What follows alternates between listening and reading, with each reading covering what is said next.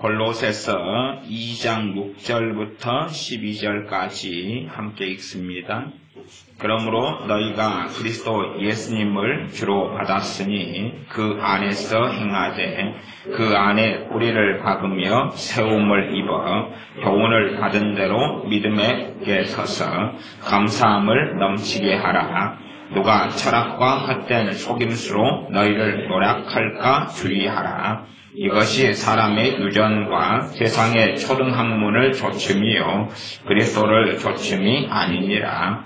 그 안에는 신성의 모든 충만이 육체로 거하시고 너희도 그 안에서 충만하여졌으니 그는 모든 정사와 권세의 머리시라. 또 그 안에서 너희가 손으로 하지 아니한 할례를 받았으니 곧 육적 몸을 벗는 것이요 그리스도의 할례니라. 너희가 세례로 그리스도와 함께 장사한 바 되고 또 죽은 자들 가운데서 그를 일으키신 하나님의 역사를 믿음으로 말미암아 그 안에서 함께 일으키심을 받았느니라. 아멘. 2장 2절에 12절에 보면 너희가 세례로 그리스도와 함께 장사한 바 되었다. 세례가 과연 무엇인가 하는 것은 상당한 어려운 난점이 있습니다. 세례에 대해서는 쉽지 않은 그러한 어려운 이야기들이 아주 많는데 그에 대한 세례에 대한 말씀을 정확하게 복잡하게 쉽게 간단하게 전한다 해서 그렇게 딱히 제대로 이해하게 되기는 어려울 겁니다. 세례에는 신비적인 요소가 아주 많이 있습니다. 에베소 4장에 보면 성령님도 한 분이고 믿음도 한 분이고 하나님도 한 분이고 세례도 하나다 그렇게 말씀하고 있습니다. 성경에서 주로 말씀하는 세례는 물세례가 아닙니다. 물세례가 아니고 세례가 하나다. 본질적인 어떤 세례를 이야기합니다. 물세례를 이야기하는 게 아니고 본질적인 어떤 세례를 이야기해요. 근원적인 세례를 이야기합니다. 근원적인 세례. 일단은 세례라는 의미 자체가 심례를 이야기하죠. 사람을 우리가 육체적으로 행하는 세례다 그러면 사람을 강이나 바닷속에 혹은 목욕탕이다 그러면 거기에 물속에 깊이 잠궜다가 끄집어내는 거죠. 그래서 세례의 육적인 행동을 통해서는 이게 중생을 의미하는구나. 다시 거듭나는 것. 물속에 들어갔다가 나오는 것. 다시 말하면 물속에 들어가는 행위는 상징적으로 내가 죽었다 하는 것을 이야기하죠. 그리고 죽었다가 다시 밖으로 나오는 것, 다시 살아나는 것을 이야기한다 하고 볼 수 있습니다. 이제 이 세례라는 것을 잘못 해석하는 사람들이 어떤 길을 걷기도 하냐 그러면 세례를 통하여서 그리스도와 함께 장사되었다. 그런 2장 12절 같은 말씀을 이 12절을 세례를 물세례로 해석하니까 물세례 받을 때에 구원받았다 이런 이야기가 돼버리는 거예요. 그럼 말이 됩니까 안 됩니까? 말이 안 되는 거죠. 천주교 같은 경우가 이런 식의 해석의 관점을 가지고 있기도 하고 또 지난번에 어느 신학교 교수님이 통합치기였던 교수님이 이 큰 교회 옆에 교회 목사님이 되셨는데 그분의 설교를 들어보니까 그분도 세례식을 할 때에 그때 구원받는다, 그때 중생한다 그렇게 설명하시면서 세례 증서를 가지고 이렇게 흔드시더라고요. 그래서 자기는 세례 증서 가지고 다니신다고. 왜 이것이 천국 가는 티켓이기 때문에 이걸 가지고 다닌다고. 그거 도둑질 하면 되겠네요. 그냥 빨래를 잘못해가지고. 그러면 이제 그것도 면죄부처럼 집에서, 교회에서 도장 찍어가지고 또 주면 될 거 아니에요. 그러면 이건 면죄부보다 더 무서운 거네요. 그냥. 물세례로 해석하니까 문제가 됩니다. 물세례로 이야기하는 말씀이 있어요. 그러나 성경에서 대부분 사용하는 세례는 물세례가 아닙니다. 눈에 보이는 세례가 아니라 눈에 보이지 않는 세례입니다. 눈에 보이지 않는 본질적인 세례고 이 본질적인 세례는 누구로부터 오겠습니까? 주님으로부터 와요. 주님으로부터. 그래서 마태복음 28장 같은 데 보면 주님께서 하시는 지상명령이 있어요. 너희는 아버지와 아들과 성령의 이름으로 세례를 주어라. 세례를 주어라. 세례를 주어라. 그런데 고린도전서에 보면 사도 바울 같은 경우는 주님께서 나를 보내신 것은 세례해 주라고 보낸 게 아니다. 나는 그래서 스데바나의 집이나 몇몇 사람에게만 세례 준 게 감사하다. 그러니까 성경을 잘못 해석하면 상당히 말씀이 좀 복잡하네? 그래서 많은 사람들이 세례에 대한 곡해와 오해를 상당히 가지게 됩니다. 특별히 무엇보다 물세례에 치중해버리죠. 물세례. 그러나 세례의 본질은 물세례를 통하여서 구원받고 안 받고 그렇게 되는 게 아니에요.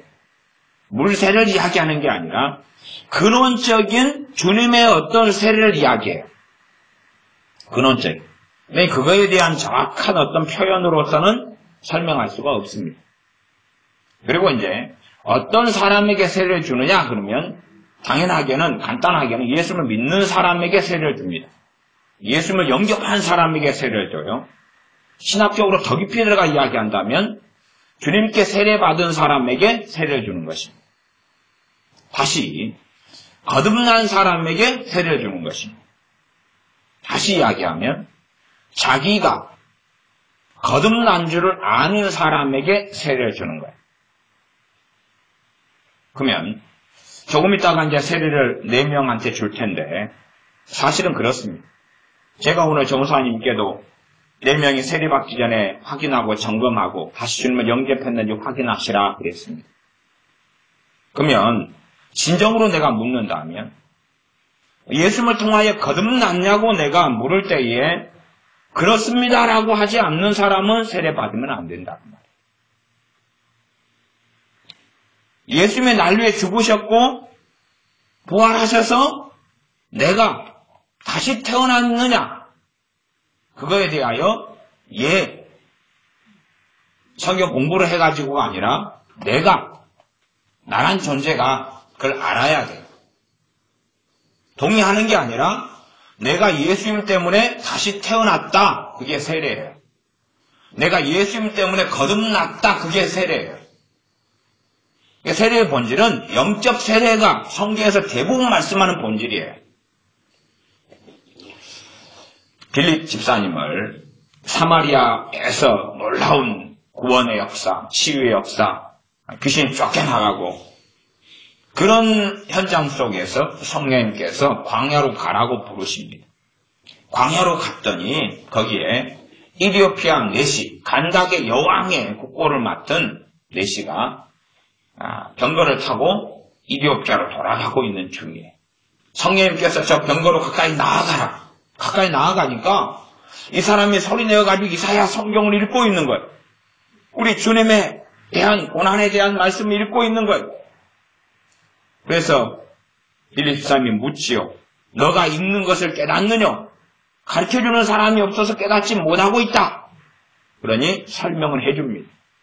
우리 주님에 대한 애령, 우리 주님, 우리 주 예수님께서 어떻게 우리의 죄를 위해 고난당하셨는가, 그리고 부활하셨는가를 설명합니다. 그러면서 이 이디오피아 큰 권세 있는 국보를 맡은 재정부 장관의 일을 하는 내시가 거듭납니다. 주님을 믿게 되고 하나님의 자녀가 됩니다. 다시 말하면 영적 세례를 복음을 증거함을 통하여 받게 되는 것이 신비롭게.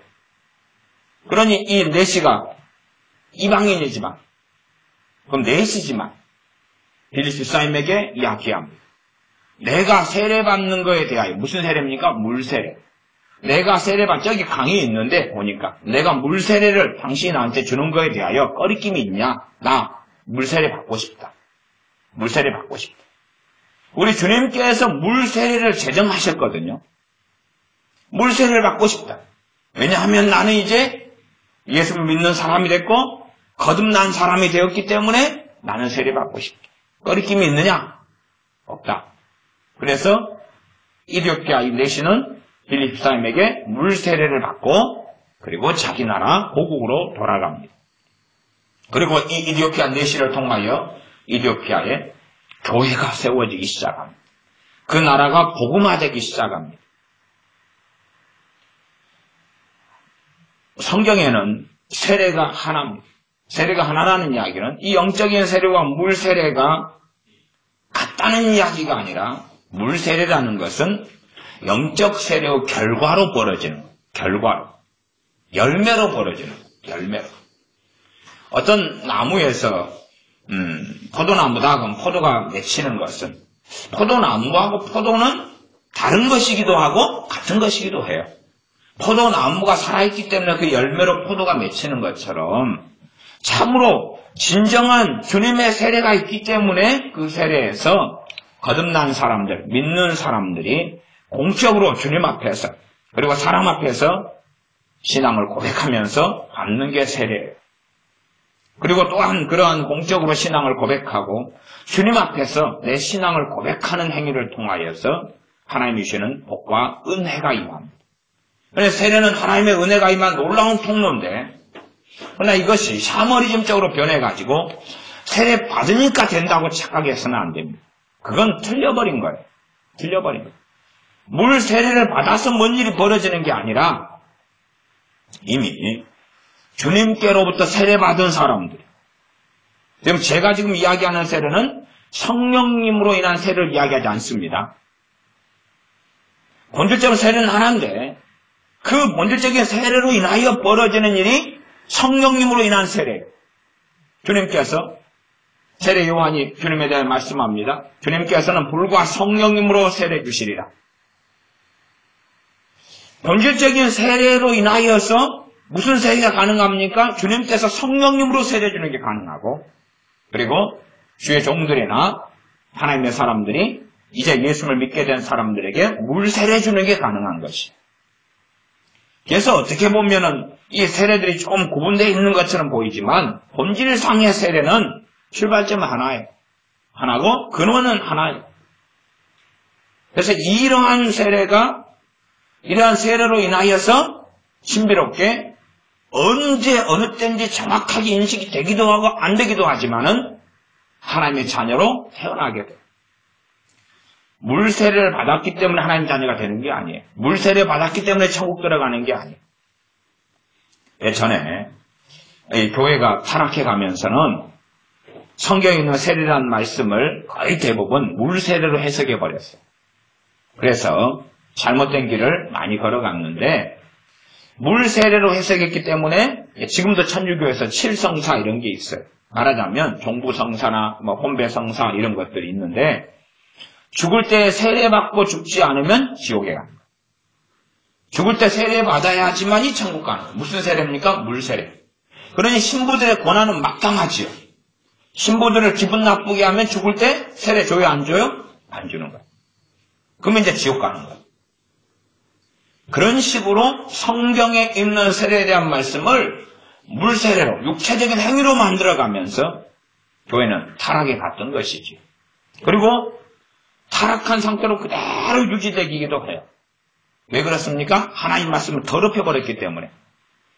그런 것은 2장 8절 같은데 명백하게 나와 있어요. 이 천주교, 로마 카톨릭이나 동방 정교나 많은 경우 성공회나 이렇게 이런 8절에 보면 누가 허철없고 헛된 속임수로 너희를 노략할까 주의하라. 이것이 사람의 유전과 세상의 초등학문을 좇으며 사람의 유전, 전통이죠. 그러면 지금 이 천주교가 행하는 전통은 몇 년 됐습니까? 오래됐죠? 오래됐어요. 조금 생겨나기 시작한 게 한 AD 500년. 이렇게 생겨나기 시작해서 한 800년 되니까 이제 막강해지기 시작하고 1000년대가 넘어서서 십자군을 교황이 주도적으로 나서가지고 원정을 행하기 시작할 때부터는 아주 강력하게 되어집니다. 강력한 교황권이 구축이 되죠. 그리고 종교개혁 때도 그들은 계속하여 자기들의 이 사람의 유전, 전통을 이어져 옵니다. 그렇게 하면서 지금 이제 2000년도까지 왔으니 이들의 전통이라는 것은 많은 경우 1000년이 넘어가는 전통을 가지고 있어요. 하나님 말씀과 비추어서 맞는가 틀린가를 확인하지 않습니다. 그런 것처럼 많은 사람들이 천주교가 걷는 말씀을 떠나는 길처럼 그렇게 속아 넘어가서 1500년 살아오는 게 가능한 것처럼 우리도 마찬가지입니다. 얼마든지 이 철학하고 헛된 속임수에 우리가 얼마든지 이모저모로 속아 넘어갈 수 있습니다. 노략질을 당할 수 있다 그 말이에요. 그래서 2장 8절은 뭐라고 이야기합니까? 너희를 노략할까 주의하라. 주의를 하지 않으면 노략질을 당해버리는 것이. 노략질을 당한 상태에서 내 영혼이 노략질을 당했다는 것을 알지 못한 채 믿음을 잃고 영원한 멸망 속에 살아갈 수 있는 거죠. 이런 말씀을 계속 이야기하고 있어요, 성경은. 그러지 여기에서 2장 8절에서 야, 절대 너희는 거듭났기 때문에 어떤 일이 있어도 노략질 당하지 않는다. 그런 황당한 이야기를 성경은 절대 하지 않습니다. 어떤 말씀은 그렇게 들리고 보이는 말씀이 있어요. 어디에서요? 문맥 속에서. 여기에서 문맥 속에서나 명확한 문자적인 말씀은 너희를 노략할까 주의하라 그러지. 주의할 필요 없어. 항상 안전하니까. 주님 믿고 거듭났으면 영원히 안전하니까 괜찮아. 이런 식으로 성경 해석하거나 가르쳐지는 건 끔찍한 일이 되어집니다. 이것이 사람의 유전과 세상의 초등학문을 조침이요 그리스도를 조침이 아니니라. 그 안에는 그리스도 안에는 신성의 모든 충만이 육체로 거하시고 주님에 대한 이야기를 골로새 2장은 계속합니다. 다시 2장 6절로 돌아가면 그러므로 너희가 그리스도 예수님을 주님으로 받았으니 주로 받았으니 주님으로 받았으니 그 안에서 행하되 누구 안에서요? 주님 안에서 행하라. 성경 읽으면서도 우리가 때론 고민하고 때로는 알려고 하지 않는 것이 있는데 그 가운데 하나가 이런 말씀이에요. 주님 안에서 행한다는 게 뭔지를 모르는 거예요. 뭔지를 모르는 거예요. 주님 안에 행한다는 게 뭔지를 몰라요. 주님 안에 행한다는 게 뭔지를 먼저는 깨닫고 아는 다음에 깨닫고 알아도 주님 안에서 행하게 되는 데까지는 쉽겠어요? 어렵겠어요? 어렵지요. 시간이 걸립니까? 안 걸립니까? 걸리지요. 걸려요. 일반적인 비유로 해서 여러분이 피리 같은 거 가지고 도레미파 솔라시도를 배워요. 음정을 배워요. 그런 다음에 어떤 아주 아름답고 좋은 곡을 도레미파 솔라시도를 배워가지고 연주하는 데까지는 시간이 걸립니까? 안 걸립니까? 걸리잖아요. 마찬가지지요. 그리스도 안에서 행한다는 게 뭔지를 깨닫고 알고 그 다음에 그리스도 안에서 실제적으로 행하는 삶으로 가는 데는 많은 여정이 필요한 거예요. 그러나 대부분의 사람들은 그리스도 안에서 행한다? 관심 없어요. 관심 없어요. 나아가서 합리화. 자기가 어떻게 살아가는 것이 그리스도 안에서 행하는 거다. 라고 바르게 해석하고 이해하지도 않고 그렇게 살지도 않아요. 무관심하죠.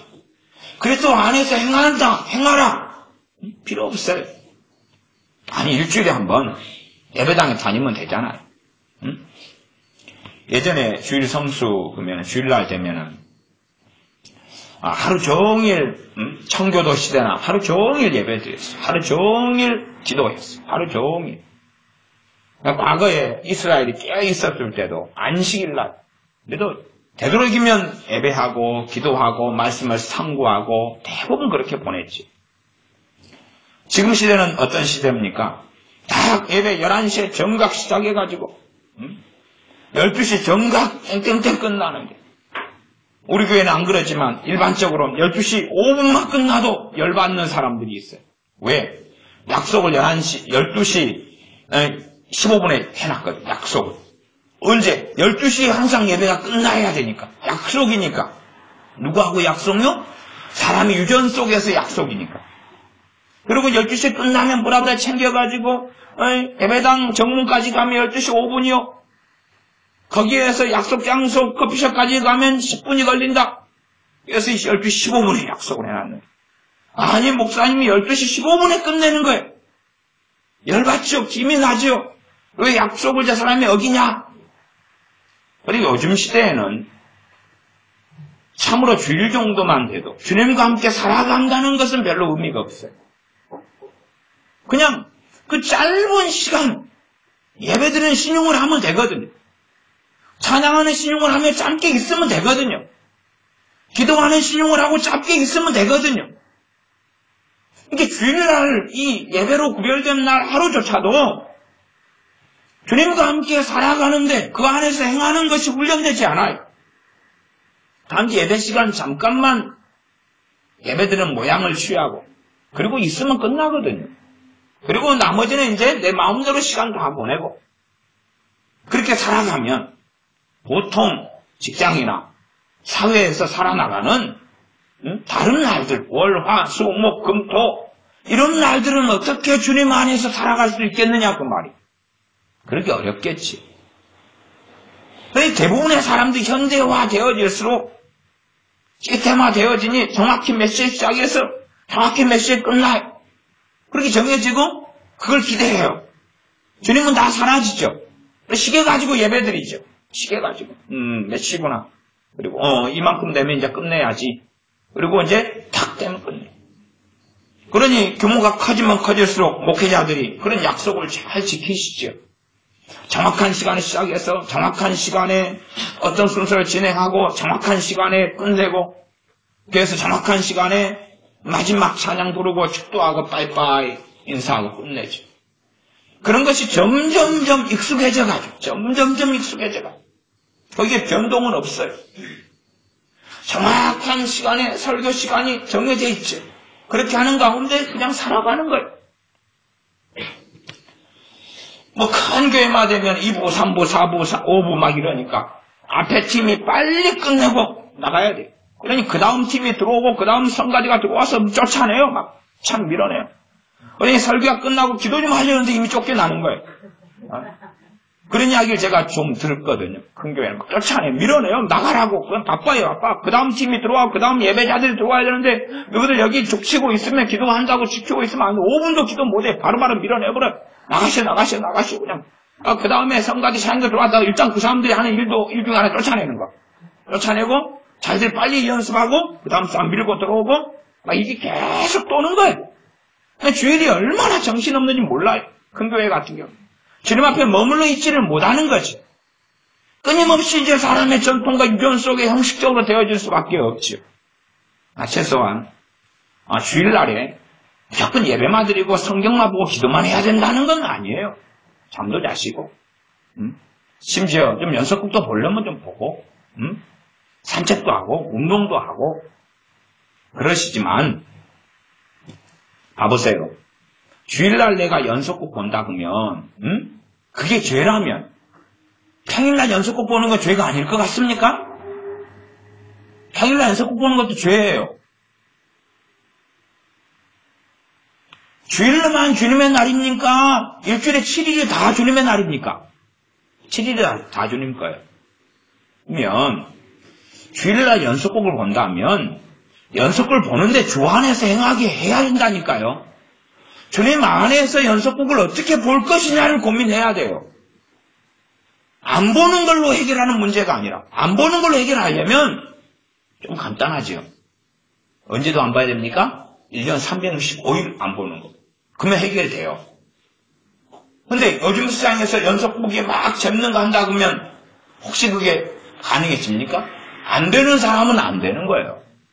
그러면 그렇게 연속극을 보면서도 주님 안에서 행하는 것으로 연속극을 어떻게 보냐 그 말이에요. 어떻게 보냐. 그런 것을 고민하고 기도하고 그러면서 믿음이 성장해야 돼요. 우리 율법적으로 가서 주일날은 이거 하면 안 돼. 그럼 평일날은 하면 돼요? 주일날 하는 것이 죄면 평일날 하는 건 죄가 아니냐고 말이에요. 성경을 전혀 이해하지 못하는 어리석은 사람들은 주일날에 안 해가지고 이제 평일날에 해도 되고 면죄부를 주일날 발급받는 사람들이 있는데 그것은 잘못된 것입니다. 성경은 2장 7절은 그 안에 뿌리를 박으며 그 안에 그분은 주님이시죠? 그리스도 안에 주님 안에서 뭘 박으라 그럽니까? 뿌리를 박으라. 주님 안에서 뿌리를 박으라. 주님 안에서. 뿌리를 박는다. 그건 비유적인 말인데 우리가 나무다면 나무가 과수라면 과수나무는 과수원에 뿌리를 박지요. 과수원에는 땅에 뿌리를 박아요. 그런 것처럼 우리가 나무면 누구에게 뿌리를 박아야 되죠? 주님에게 뿌리를 박아야 돼요. 그럼 나무가 뿌리를 박는 데는 시간이 걸립니까? 안 걸립니까? 걸리지요. 걸리기 때문에 잘 뿌리 안 박힌 나무들은 그 안에 지줄대를 세워주고 묶어주고 아니면 고추 모종이다 그러면은 고추를 심은 다음에 짝대기를 꽂아가지고 이렇게 줄로 묶어놓거나 그렇게 해서 바람이 불어도 고추 모종이 자빠지지 않도록 그렇게 하는 가운데 고추 모종이 뿌리를 깊이 있게 내리게 합니다. 그럼 그 안에서 뿌리를 박으라. 주님에게 뿌리를 박으라. 그러나 대부분의 그리스도인들은 주님께 뿌리 박는 것에는 관심이 없습니다. 단지 주님에 대한 몇 가지의 내용들로 만족하죠. 주님에 대한 몇 가지의 정보들로 만족하고 주님께 뿌리를 박으라 했는데 그게 첫째는 뭔지 몰라요. 두 번째는 뭔지 모르는데도 관심이 없어요. 꼭 아이들이 그러지 않습니까? 학교에 가서 자기가 배워야 될 게 있는데 뭔지 몰라요. 몰라도 담대하고 몰라도 관심이 없어요. 당장은 무슨 문제가 없으니까. 당장은 아무 문제 없어요. 고등학교 1학년 때 공부를 못해도 당장은 수능 때가 아니고 직장 취업 때가 아니니까 문제가 없잖아요. 주님을 믿는다고 하면서도 주님 안에 뿌리를 박으라 했는데 그게 뭔지 몰라도 아무 걱정이 없어요. 그리고 관심도 없고 그리고 간혹 가다가 예배드리고 기도하고 그걸로 끝. 그러니 시간이 흘러가도요. 주님을 몇 년씩 믿는 사람들도 이런 말씀에 대해서 무지해요. 무지해요. 말씀을 가르치는 교사들이 다 돼야 되거든요.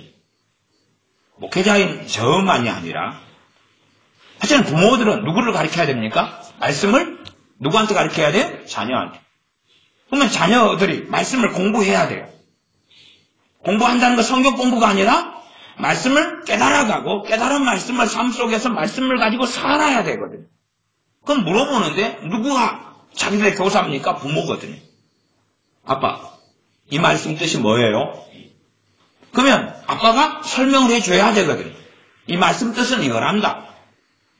아빠가 이 말씀을 가지고 이렇게 살았는데 이 말씀은 이렇게 해서 전에는 아빠가 이 뜻인 줄 알았는데 실제 이 말씀을 가지고 살아보니까 이 뜻이 아니라 이 뜻이더라. 말씀은 이렇게 실제 생활에서 아빠 같으면 아빠의 생활에서 이렇게 경험되고 이렇게 되는 것이 이 말씀의 뜻이란다. 설명해야 되거든. 그러나 말씀을 가지고 부모들도 살질 않아요. 무관심해요. 그러니 성경 교사가 될 수가 없죠. 가르쳐줄 수가 없는 거예요. 설명할 수가 없는 거예요. 그리고 대부분의 믿는 사람들은 몰라도 상관없다고 생각하는 거예요. 아니 몰라도 상관없는 말씀을 뭐라고 기록해 놓습니까? 뭐라고 적어놔요? 적어놓을 이유가 없죠. 제가 전에도 말씀을 안다는 것은 최소한 말씀을 설명할 수 있어야지만이 조금이라도 아는 거다.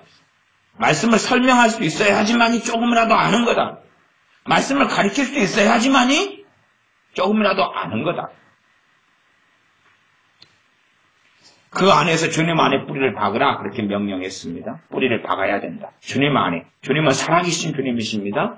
주님 안에 뿌리를 박아야 된다. 세움을 입어 뿌리를 박고 나무가 뿌리를 박아서 세워져. 세움을 입어요. 세워져서 뿌리가 깊이 박으면 점점 줄기는 가지는 커지고 또 잎이 많이 날 거고 때가 되면 꽃이 필 거고 열매를 맺을 거예요. 그렇게 하는 것이 세움을 입는 거죠. 그렇게 되면 장수가 나고 폭풍이 치고 비가 좀 안 와도 뿌리가 깊으니까 가뭄에도 죽지 않고 살겠죠. 그러나 열매를 많이 맺으려는 말하자면 하나님 때문에 성공하려고 그러고, 행복하게 살려고 그러고, 하나님의 기도 응답을 많이 받으려고 그러고, 하나님 때문에 대박을 터뜨리고 살려고 그래요. 그러나 주님 안에 뿌리를 박으라 했는데 그건 무지하고 관심도 없고 몰라요. 안 해요. 그런 가운데 이제 기도만 해. 기도만 많이 하는 거예요. 주님께 뿌리를 박지도 않으면서 뭐만 하는 거예요? 기도만 많이 하는 거예요. 열매가 주렁주렁 맺히려면 뿌리를 깊이 있게 박아야 될 거 아니에요. 그래 열매가 맺히죠. 근데 뿌리는 안 박은 채로 열매만 맺히겠다는 거예요. 열매 맺히는 일반적 방법이 뭡니까? 기도. 기도만 하면 하나님 당신께서 응답해 줘야 됩니다. 주님 당신이 응답해 줘야 됩니다. 뿌리도 박지 않은 상태에서 그런 상식이 없는 몰상식한 이런 사람들이 너무 많아요. 근데 기도만 열심히 하다가 아무것도 없어요. 아무것도. 성경은요, 우리 그리스도인들은 뭘로 대부분 많이 비유하냐 그러면 나무로 비유합니다. 때로는 주님이 나무고 우리를 가지로 비유하고 때로는 우리를 양으로. 그러나 여기서도 뿌리를 박는다 그러면 우리를 뭘로 비유하신 거예요? 나무예요. 나무로. 특성이 그게 있으니까 우리에게 알아먹으라고. 그러면 우리가 주님께 뿌리를 안 박은 사람들은 거기에서 물과 양분, 거기에서 하나님의 은혜, 아주 피상적인 은혜만 오죠. 이야기한다면 제3세계처럼 성령의 역사하심이 굉장히 강한 곳은 은혜를 누리고 살아가요. 다시 말하면 뿌리가 야파요. 야파도 강수량이 충분한 거예요. 강수량이. 성령의 막 임하심이 있고 역사하심이 있어요. 그러니까 뿌리가 야파도 죽어요? 안 죽어요? 안 죽어요. 날씨가 좋고 햇빛이 좋게 비치고 적당한 비가 내리고 그런다 그 말이에요. 성령의 역사하심이 운행하고 많이 풍성한 옷들은. 그러나 성령의 운행하심이 사라지고 없고 약하고 이리 된 데는 말하자면 가뭄이 들고 비가 제대로 오지 않고 아니면 비가 한꺼번에 너무 많이 오고 너무 덥고 그렇게 되면 뿌리가 약분 상태에서 있는 식물들은 대부분 죽어버릴 거예요. 이제 죽어버려요. 그것이 우리들의 문제예요. 한국교회 문제도 그런 것입니다. 성령 역사가 한국교회 계속 많아져 왔어요. 근데 주님 앞에 뿌리를 박지를 않아요. 그 상태에서 시간이 지나버리니까 성령이 임하시는 거 역사하심이 약해지고 없어져 버리니까 대부분 죽어버리는 것이. 대부분 죽어버리거나 죽었는데 종교적인 생활은 계속 예배드리고 하는 거예요. 이 종교인들이 남는 거예요. 생명은 없는 종교인들이 남아있는 거죠. 우리가 다른 종교에 다니는 사람을 종교인이라고 알잖아요. 진짜 주님을 믿고 하나님을 섬기는 사람은 다른 종교를 가진 사람들이 종교인인 걸 알잖아요. 우리는. 그러면 지금도 석가모니가 살아있어서 응답해줘요? 석가모니가 신입니까? 아니면 우리 조상들이 그냥 꿈에 나타나가지고 응답을 해주고 자손들을 돌봐주고 그럽니까? 아니면 제삿날 되면 조상들이 쫙 어디 있다가 찾아와가지고 밥 먹고 요즘에는 제사상에 라면도 끓여놓다 그런 줄 알아요. 라면이 퍼졌다 이놈들아. 나는 신라면 좋아하는데 왜 신라면 네가 싸다고 너희들이 한 명사에 싸우다 놓은 거지. 신라면 끓여놔. 내가 판 엎어버리고 상 엎어버리고 내일 밤에 다시 올란다. 신라면 끓여놔. 피자가 싸구만. 가해를 치즈 피자로 해줘야지. 빵만 가해가 둘러있으니까 맛이 없잖아. 조상이 정말 살아있어서 오냐 그 말이에요. 종교적인 행위죠. 그런 것처럼 기독교라는 이름으로 안에 얼마든지 종교인들이 머물러 있을 수 있습니다. 천주교 안에 참으로 하나님 말씀은 없어요. 말씀을 떠나버렸어요. 사람이 만든 사변과 전통만 남아가지고 그대로 행하고 살아가. 그러나 얼마나 많은 천주교인이 있습니까? 종교인들이죠. 마리아를 믿고 마리아에게 기도하고 성인에게 기도하고 미사로서 주님의 성찬을 신비주의와 예사한 걸 화채솔로 만들어가지고 여름에 화채에 먹듯이 그렇게 하고 사는 거예요. 그런 그 종교인이죠. 그러나 자기들은 뜨거워요. 열심히 했어요. 그리고 살아갑니다. 우리 종교인들은 얼마든지 타 종교에만이 아니라 참으로 주님을 섬기는 이 기독교 안에서도 종교인은 참으로 많습니다. 없을 수가 없어요. 없을 수가 없어요. 그런 시간이 되면 일반적인 종교인들은 시간 되면 주님 떠나요. 시간 되면 주님 떠난다는 게 많은 종교인들이 누구를 통해 봅니까? 우리 자녀들. 우리 자녀들은 잠깐 예배당에 나왔다가 내 품을 떠나니까 어디를 떠납니까? 예배 자리에는 없어요. 왜요? 종교인들이었기 때문에. 종교인들이었기 때문에 시간 지나면 빠이빠이 하고 떠나는 거죠. 그러나 아무런 이상을 느끼지 못하지. 착각하는 거예요. 진짜 주님을 믿고 있겠지라고. 그러나 그렇지 않습니다. 근데 주님 안에 뿌리를 박으라. 뿌리 안 박은 사람들은 때가 되면 환경만 어려워지면 끝납니다. 끝나요. 이것이 돌짝밭에 심어진 씨와 같은 것이죠. 그러니 뿌리를 박으라고 말씀하고 있습니다. 뿌리를 박으라. 세움을 입어라. 교훈을 받은 대로 믿음에 굳게 서서 감사함을 넘치게 하라. 누가 철학과 헛된 속임수로 너희를 노략할까 주의하라. 이제 11절로 가면 또 그 안에서 주님 안에서 너희가 손으로 하지 아니한 할례를 받았으니 할례 이야기가 나옵니다. 이게 할례, 세례 지금 함께 자꾸 가고 있는 성경적인 단어고 개념입니다. 그 안에서 너희가 손으로 하지 아니한 할례, 육체의 할례가 아니죠. 영적 할례지요.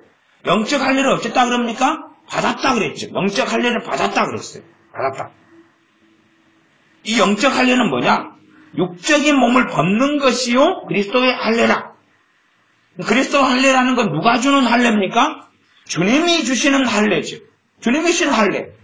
그러나 눈에 보입니까? 안 보입니까? 안 보여요.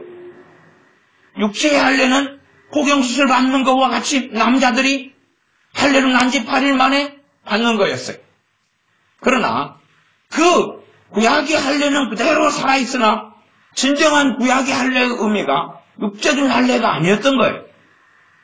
물론 순종의 기본적인 것은 육적인 부분은 필연적으로 있었어요. 그러나 이제 그것이 의미하는 것, 보여주시는 것, 이것은 주님을 통한 주님의 할례였는데 그것은 손으로 하는 할례가 아니다. 나아가서 육신의 몸을 벗어버리는 할례다. 육신의 몸을 벗는 게 뭡니까?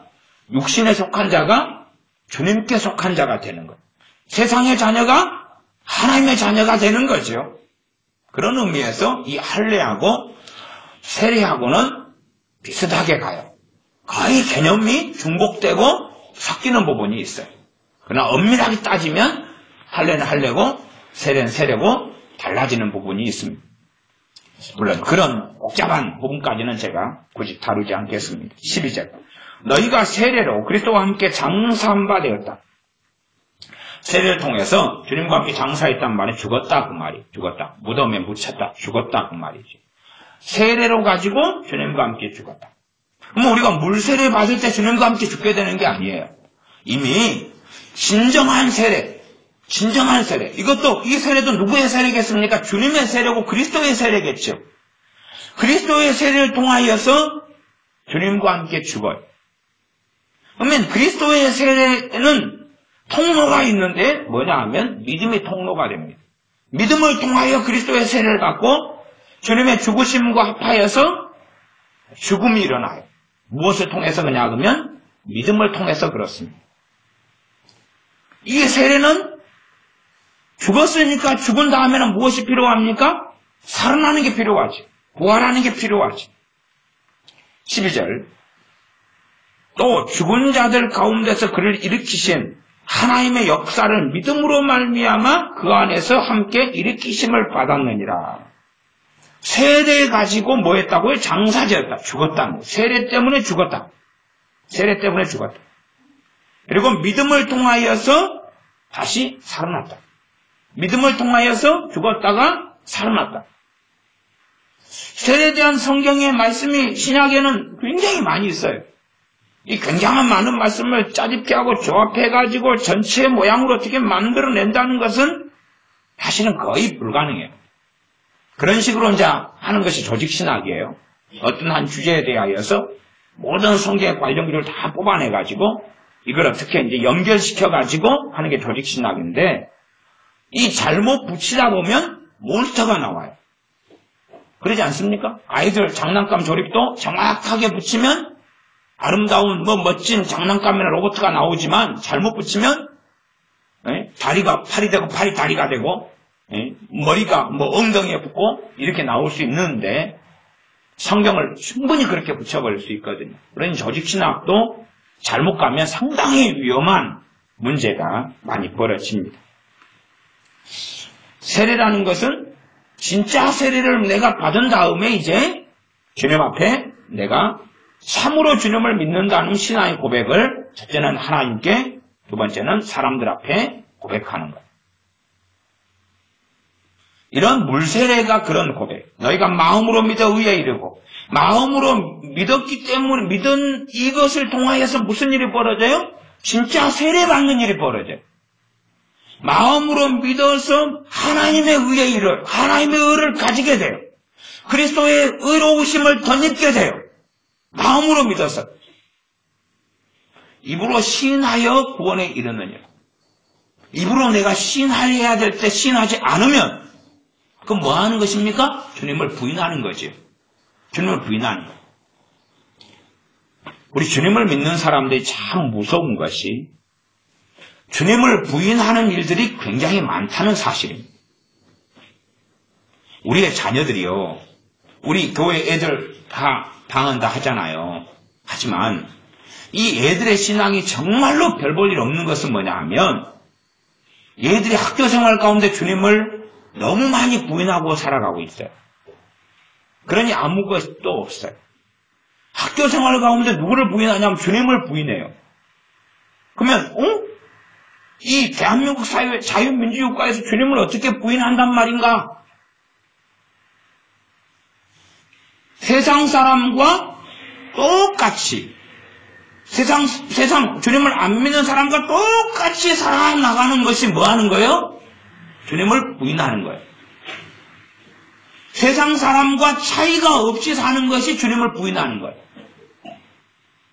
세상 사람이 하는 말을 그대로 해요. 노인분들이다. 노인분들은 주로 몸이 다 아프지요. 그러면 주님을 믿는 노인분하고 안 믿는 노인분이 있어요. 안 믿는 노인분이 아이고 아파 죽겠네, 왜 이리 아프단가 그래요. 주님을 믿는 노인분이 아이고 아프네, 나도 아파 죽겠다네. 세상 사람과 차이가 있어요, 없어요? 없죠. 누구를 부인하는 거예요? 주님을 부인하는 거예요. 그런데 주님을 부인한다고 생각하지 않아요. 그게 주님을 부인하는 건지를 알지는 못하는 거예요. 그것을 똥이 된장인지 모른다. 왜 앞에 똥을 놔두고 똥인지 모르냐고. 자기가 주님을 부인하고 있는데 그걸 모른다는 것은 심각한 이야기입니다. 주님께서 너희는 빛과 소금이라 그랬어요. 사람이 볼 때 믿는 사람, 안 믿는 사람이 구분점이 없어요. 간혹 가다가 우리는 이 크리스찬을 만나면, 아니 그냥 저 사람이, 나는 예수 믿는 사람이 이야기 안 하는데 냄새가 풍기는 사람이 있죠. 만나다 보면 야, 이 사람은 확 주님 믿는 사람처럼 이렇게 말하고 행동해요. 냄새가 풍겨요. 그리고 확인해 봤더니 예수 믿는 사람인 거예요. 어쩐지. 응? 그런 사람은 주님을 시인하고 살아가는 사람. 주님을 시인하고 살아가는 사람. 주님을 주님으로 고백하고 살아가는 사람. 근데 그렇지 않고 차이가 없어요. 응? 그냥 학교라면 학교에 친구들이 유행가 부를 때 같이 유행가 불러요. 응? 같이 막 뭐가 좋다 그럴 때 같이 좋아요. 차이가 없어요.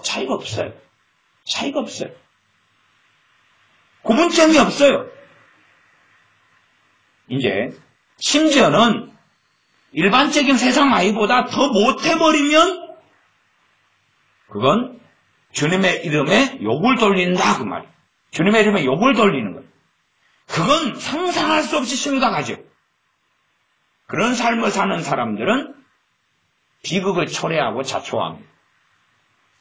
그러나 어떤 것도 비극이냐 그러면 차이가 없어요. 똑같아. 차이가 없어요. 똑같아. 그냥 아무리 봐도 차이가 없어요. 아무리 봐도 그리스도의 향기를 바라지 않아요. 이런 사람이 무서운 겁니다. 아무리 봐도 주님의 흔적을 찾을 수가 없어요. 사도 바울이 내가 나를 괴롭히지 말아라. 나는 그리스도의 흔적을 가져둬라. 주님을 위한 고난을 당하지 않아. 왜 고난이 없냐 그러면 똑같이 살면 지급편이니까 고난이 없어요. 똑같은데 왜 고난이 있겠어요? 같은 편인데. 다르니까 고난이 있죠. 그런 고난은 너희의 영광의 면류관이다 그랬어요. 그러나 대인관계, 인간관계 때문에 기분 나쁘고 성질 나고 면류관이 아니라 똑같으니까 함께 미워하고 함께 싸우고 함께 투쟁하고 함께 원망하고 같지요. 같아요. 똑같다는 건 뭡니까? 똑같은 어려움을 닥쳐서 세상 사람도 근심하고 하나님을 믿는 나도 근심하고 세상 사람도 두려워하고 나도 두려워하고 세상 사람도 절망하고 나도 절망하고 세상 사람도 원망하고 나도 원망하고 똑같은 사람이죠. 주님께서 입으로 시인하여 구원에 이르느니라 인정하시겠어요? 안 인정하시겠어요? 입으로 주님이라고 시인하는 것이 말만 주여 하는 것을 이야기하지 않습니다. 정말로 주님을 시인하는 삶이라고 주님께서 인정하시겠냐 할 때 인정받을 수 없습니다. 인정하는 게 아니거든요. 그러하면 삶에 주님께서 주시는 열매를 맺을 수 없습니다. 그러니까 사람들이 주님을 정말 믿고 시인하는 삶을 살아가야 되는데 그렇게 안 하면서 어려움만 닥치면 기도라고 생각하는 어떤 것 도와달라고 해결해달라고 어떻게 신앙생활을 하는지는 몰라요. 자기가 만들어낸 기술하는 주술적인 행위로 들어가는 거예요. 그것은 어리석은 것입니다. 우리가 세상 사람과 구별된 삶을 살아야 해요. 그게 주님을 인정하는 거예요. 주님을 시인하는 거예요. 물론 우리의 도덕성을 가지고 그렇게 해간다는 건 쉬운 게 아니에요. 그렇기 때문에 기도하는 거예요. 그렇기 때문에 삶 속에서 내 힘으로 그리스도의 향기를 바랄 수 없기 때문에 거기에서 주님을 의지하고 주님을 찾고 기도하고 엎드리고 왜요? 그리스도의 향기를 바라기 위해서 빛으로 살고 소금으로 살기 위해서 그러는 거예요. 그러니 문제가 생겨서 문제를 해결해가지고 평안해지려고 기도하는 사람들은 그것이 잘못이라 볼 수 없지만 그러나 그것의 열매를 맺으려면 그 전에 기도들의 열매를 맺어야지 가능해요. 그 전의 기도들은 뭐냐 하면 세상 속에서 그리스도의 향기를 바라기 위해서 주님과 함께 하기 위해서 기도하고 주님의 지혜를 구하고 주님을 의지하고 하나님 말씀을 붙잡고 그러면서 세상 사람과 구별되는 삶의 길을 걸을 때에 그때에 우리가 환난을 당하고 또한 기도해서 우리의 문제를 해결해 주시는 주님을 만나게 됩니다.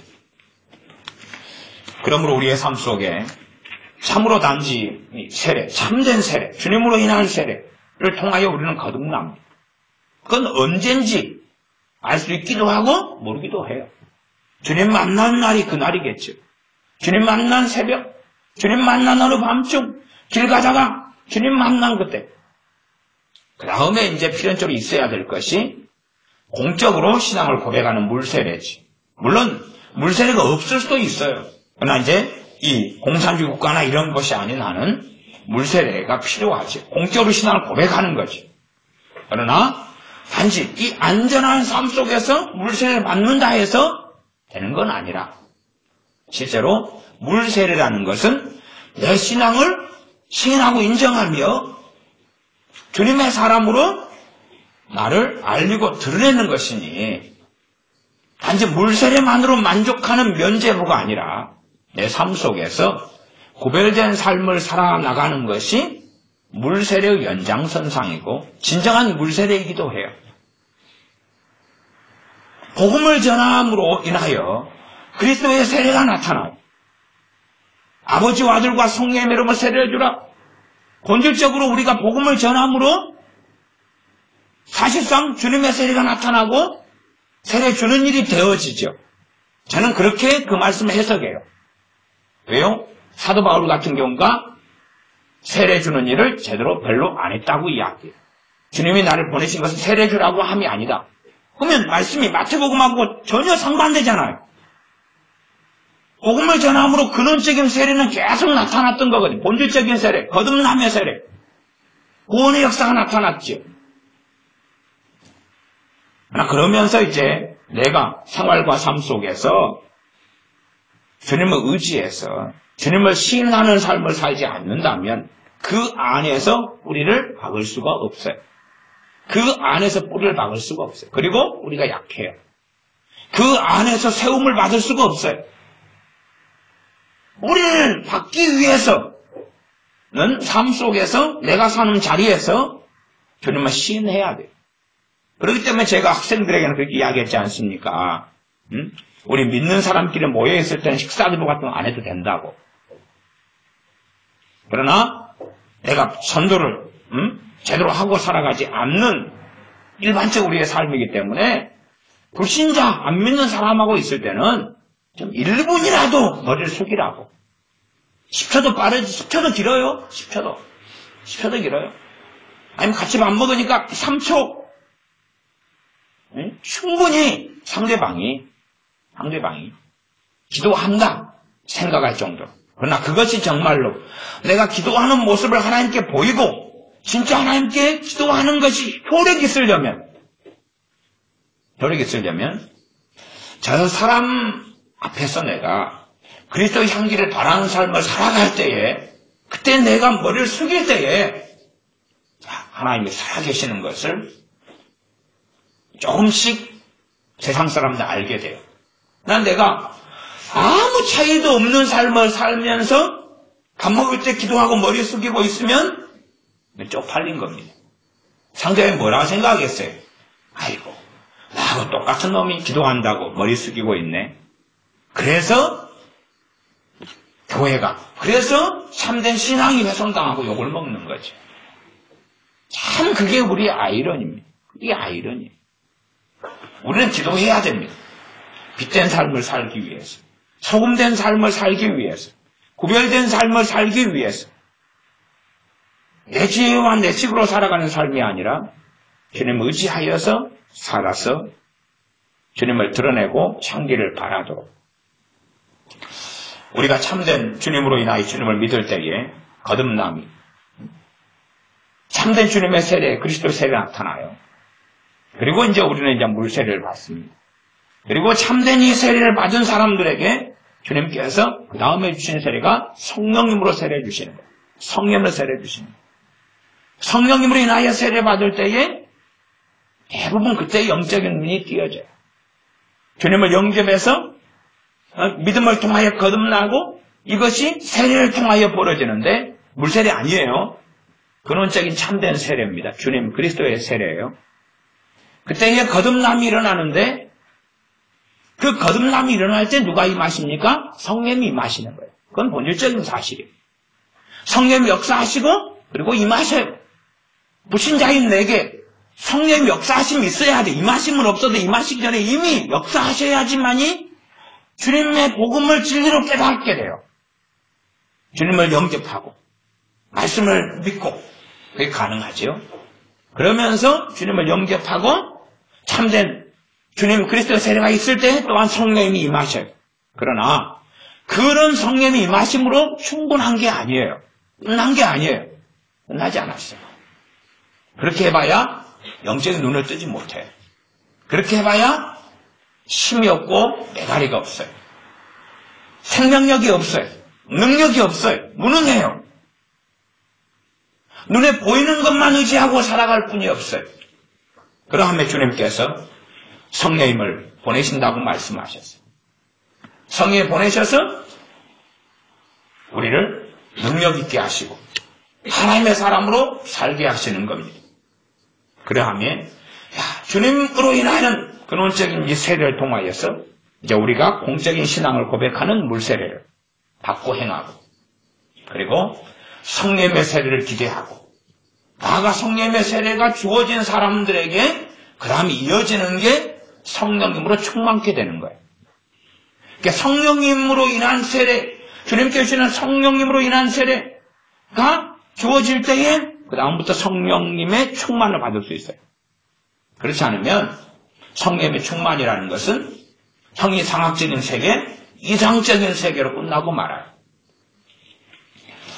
참으로 우리가 주님으로 인하여 믿음을 통하여 주님과 합하여서 세례를 받은 사람들이 이제 사람들 앞에 고백하는 행위 물세례를 받고 나아가 단지 물세례로 끝났다는 게 아니라 진실로는 우리가 세상 사람들과 관계와 삶 속에서 주님을 증언하고 세상 사람과 다른 구별된 삶을 삶으로 하나님의 살아계심, 우리가 섬기는, 우리가 증언하고 말하는 주님께서 살아계시다는 것을 보여주는 것이 됩니다. 기도하겠습니다.